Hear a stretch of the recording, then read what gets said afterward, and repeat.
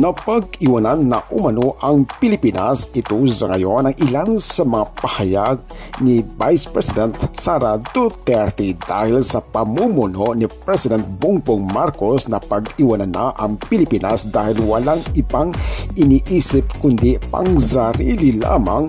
Ito ang isa sa mga plano ni Vice President Sara Duterte. Ang kanyang pahayag, panoorin pa natin. Ako si Kulinder TV. Noong January, pumunta akong Japan.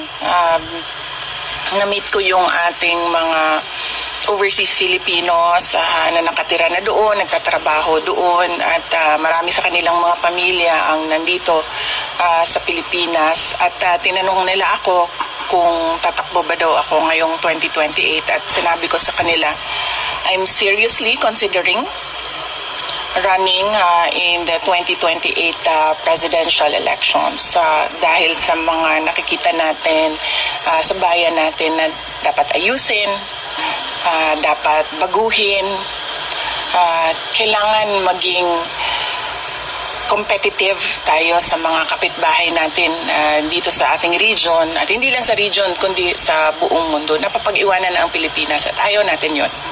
Sa 2025 elections, pinag-iisipan ko pa kung ano yung participation ko. Hindi ko alam kung makakatulong o makakasama sa mga kandidato na pag-endorso ko sa kanila. Kaya pinag-iisipan ko yun ng maayos dahil kung ang hindi pag-endorso ay makakatulong sa isang kandidato, gagawin ko yon. Kaya pag-iisipan ko kung anong participation ko sa darating na 2025 elections.